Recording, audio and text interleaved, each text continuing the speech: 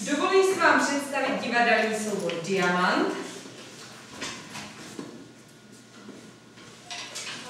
který vám předvede pohádku o princezně na hrášku. V nedalekém království žil král, královna a jejich syn princ. Jednoho dne u večeře řekl král svému synovi: Měl by ses oženit.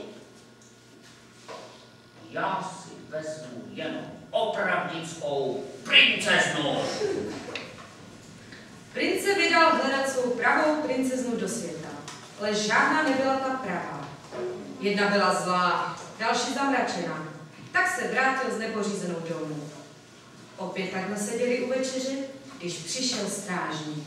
Výslosti před bránami je dívka, je celá promočena, tvrdil sobě, že je princeznou. Královna nechala dívku přivést.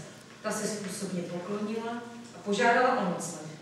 Princovi se dívka natolik zalíbila, že se rozhodl si ji vzít za ženu. Ale to se nelíbilo královně. A tak královna vymyslela lest, jak zjistit, že je to skutečná princezna. Nechala dívce nachystat postel se 7 poduškami a 7 peřinami a pod ně dala jeden jediný hrášek. Ráno se uvidí, jaká je to princezna. Princezna se na lůžku nevyspala, nemohla usnout, přestože byla unavená. A hned dalšího rána se zvědavá královna vydala do pokoje, kde princezna spala. Jak tak se vyspala, dítě?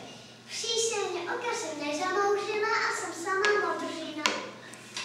Královna radostně zatleskala a princezně se omluvila, že na ní les nachystala, ale že prostě na jen hodnou nevěstu chtěla. Pak společně došli do sní.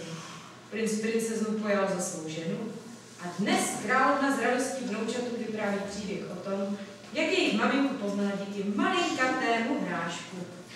Zazvonil zvonec a pohádky je konec.